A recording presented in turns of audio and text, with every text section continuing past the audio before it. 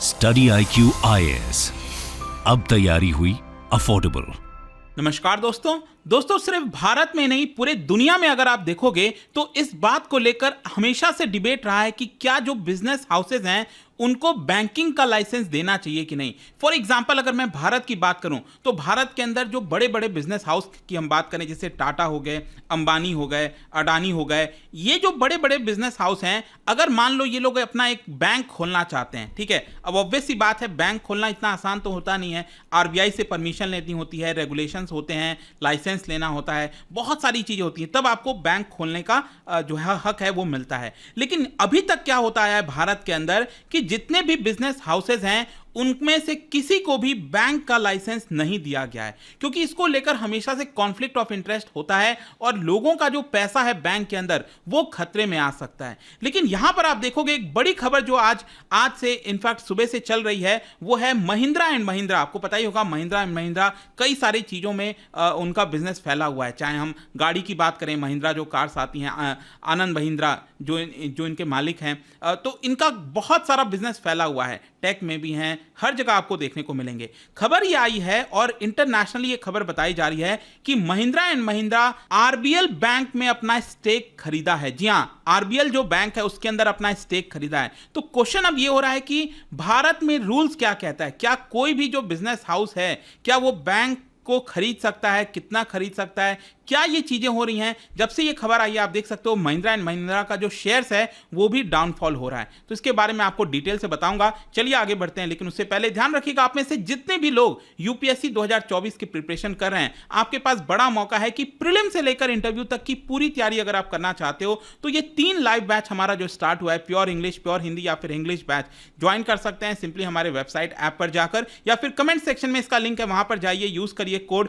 अंकित live ताकि आपको maximum discount मिले। इन सभी के अंदर मैं आपको बता दूं 1-to-1 मेंटरशिप, रिवीजन टेस्ट से लेकर सब कुछ मिलता है, मतलब कुछ भी और लेने की आवश्यकता नहीं पड़ेगी। और इसके अलावा अगर आप MCQs अटेम्प्ट करना चाहते हैं तो मेरे इंस्टा पेज पर जा सकते हैं, वहां पर स्टोरीज में जितने भी MCQs हैं उसको आप अटेम्प्ट कर पाएंगे। तो चलिए शुरुआत करते हैं और सबसे पहले ये देखते हैं कि एग्जैक्टली हुआ क्या है, खबर क्या आई है। देखिए महिंद्रा एंड महिंद्रा का जो शेयर्स अगर आप देखोगे आज जो है अचानक से बहुत तेजी से गिरा। आप देख सकते हैं लगभग 7% के आसपास तक ये गिर गया था और जब तक यहां पर क्लोजिंग हो रही थी 3:30 बजे के आसपास, तो इसका जो शेयर का दाम है वो लगभग 100 रुपीस के आसपास गिरा है। लगभग ये 1550 के आसपास था और ये अब लगभग 1450 के आसपास हो गया है। मतलब कि ये डाउनफॉल क्यों हुआ, क्योंकि खबर ये आई कि जो कंपनी है महिंद्रा एंड महिंद्रा, उन्होंने RBL bank basically Ratnakar bank limited की हम बात कर रहे हैं, जो पूरे देश में आपको कई सारे ब्रांचेस देखने को मिलते होंगे। RBL बैंक के बारे में आप में से कई लोग जानते होंगे, आप में से कई लोगों के उसके अंदर अकाउंट होंगे।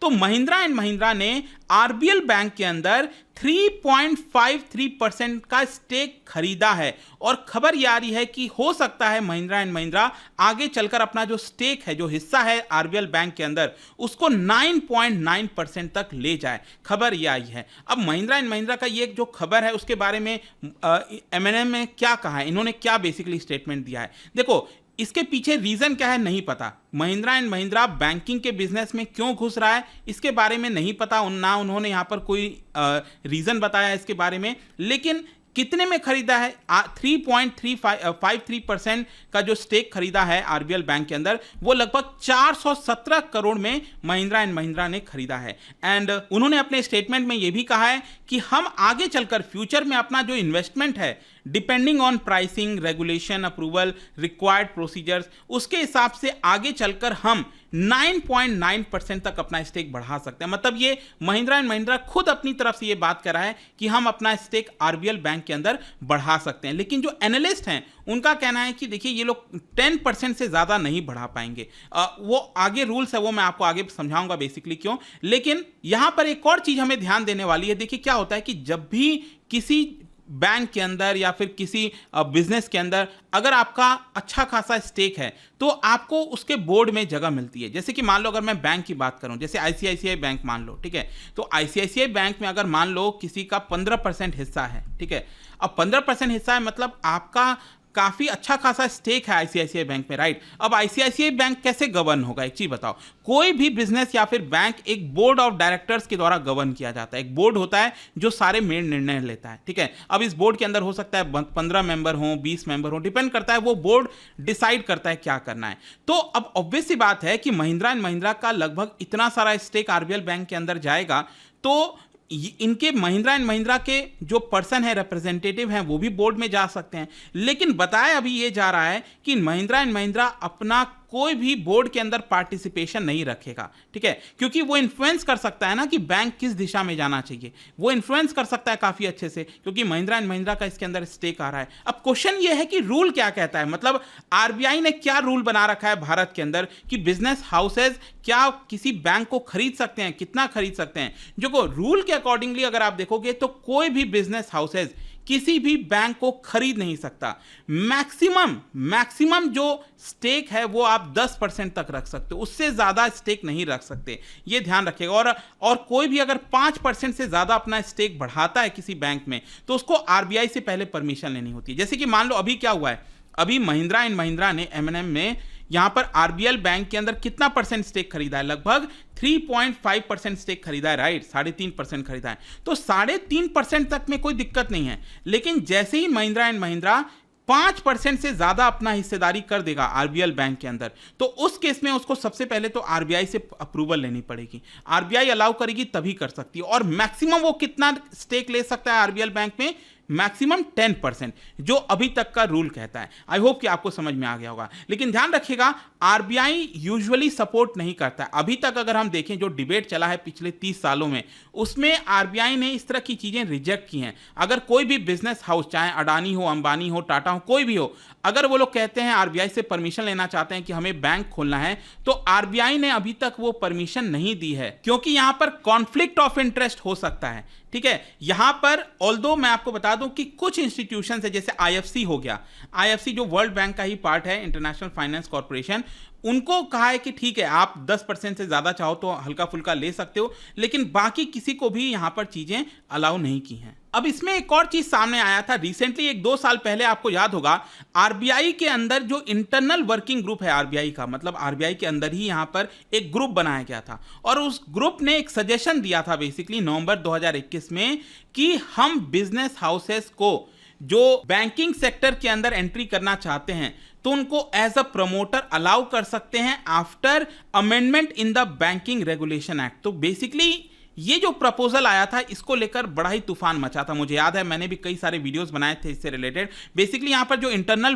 वर्किंग ग्रुप है वो ये सजेस्ट कर रहा था कि जो हमारा बैंकिंग रेगुलेशन एक्ट है 1949 का, उसके अंदर अगर बदलाव कर दिया जाए तो जो बड़े बड़े बिजनेस हाउसेज हैं, जैसे कि मान लो अडानी, अंबानी, ये सब, अगर वो प्रमोटर बनना चाहते हैं किसी बैंक का, बैंक खोलना चाहते हैं, बैंक बनाना चाहते हैं, तो उनको अलाउ कर देना चाहिए। लेकिन मैं आपको बता दूं, आरबीआई ने इस प्रपोजल को स्वीकारा नहीं था। यहां पर ये जो इंटरनल वर्किंग ग्रुप है, इन्होंने लगभग 33 रिकमेंडेशंस दिए थे आरबीआई को चेंजेस करने के लिए, लेकिन आरबीआई ने सिर्फ 21 रिकमेंडेशन को ही एक्सेप्ट किया था, क्योंकि कॉन्फ्लिक्ट ऑफ इंटरेस्ट होता है ना। आप समझो, जैसे कि मान लो अगर मैं कहता हूं अडानी है, ठीक है, अडानी का खुद का बैंक बन जाता है, अडानी बैंक मान लो कोई, ठीक है, तो अब मान लो अडानी तो बिजनेस है ना, बिजनेस को क्या चाहिए होता है, लोन चाहिए होता है, तो वो अलग अलग बैंक में जाता है, वो कहता है कि देखिए मेरे पास इतना एसेट है, हमारा बिजनेस इतना अच्छा चल रहा है, और वो बैंक से लोन लेता है। अब बैंक ये सारी चीजों का पड़ताल करता है, देखता रहता है कि क्या ये बिजनेस सही है कि नहीं है, क्या यहां पर गलत चीजें तो नहीं हो रही हैं, तब उसके हिसाब से बैंक पैसा देगा, राइट। तो ये सही सिस्टम तो ये वाला हुआ।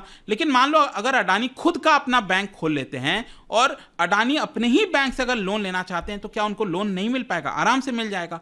तो ये होता है कॉन्फ्लिक्ट ऑफ इंटरेस्ट। तो प्रॉब्लम यही था कि अगर इस तरह के बिजनेस हाउसेस को लाइसेंस देना अगर स्टार्ट कर दिया गया कि वो अपना बैंक खोल सकें, तो इसकी वजह से बहुत बड़ा एक प्रॉब्लम आ सकता है, क्योंकि बैंक का अल्टीमेटली काम क्या होता है, लोगों से पैसा लेना और उधार पर देना। फिर अब मान लो बैंक क्या कर रहा है, अडानी बैंक अगर लोगों से पैसा ले रहा है, डिपॉजिट ले रहा है, और उस पैसे को बड़ा ही आसानी से अडानी को ट्रांसफर कर दे रहा है, तो ये एक बहुत बड़ा इकोनॉमिक कोलैप्स जैसा सिचुएशन हो सकता है देश के अंदर, जो कि नहीं होना चाहिए। इनफैक्ट इसी को लेकर जो farmer RBI governor Raghuram Rajan, farmer deputy governor Viral Acharya, उन्होंने भी इस चीज को कहा था और कहा कि दो चीजों की वजह से ऐसा नहीं होना चाहिए। एक तो यह है कि industrial houses need financing and they can get it easily. किसी भी इंडस्ट्रियल हाउस को पैसा चाहिए तो बड़ा ही आसानी से अपने ही बैंक से पैसा ले सकता है। और इतिहास अभी तक गवाह है कि जहां जहां पर भी इस तरह की चीजें हुई हैं और बिजनेस हाउसेस को बैंक खोलना अलाउ किया गया है, तो उस केस में वो डिजास्टर्स साबित हुआ है। उन्होंने ये बात कही थी। तो देखो, अभी के लिए मैं ये नहीं कह रहा हूं कि महिंद्रा एंड महिंद्रा जो है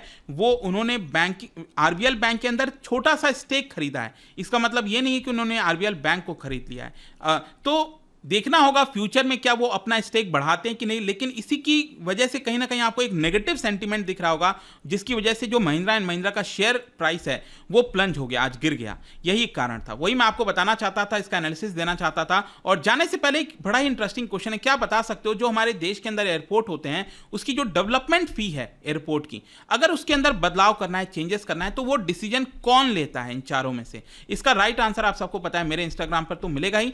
वहां पर अगर आप नहीं हो कोई बात नहीं, टेलीग्राम से ले सकते हैं इसका सही उत्तर। मैं कई सारे जो एमसीक्यूज हैं वो यहाँ पर स्टोरीज में डालता रहता हूँ। बाकी अगर आपको पीडीएफ चाहिए तो टेलीग्राम पर आइए, अलग अलग सोशल मीडिया पर आप जुड़ पाओगे। और जैसा मैंने बताया था, यूपीएससी की अगर आप तैयारी कर रहे हो, just use the code Ankit live to get maximum discount. कोई भी आपको बैच लेना हो, एंड आई होप की वीडियो आपको पसंद आया होगा। मिलता हूं आपसे next time. Till then, thank you very much, see you soon. Study IQ IAS, अब तैयारी हुई अफोर्डेबल।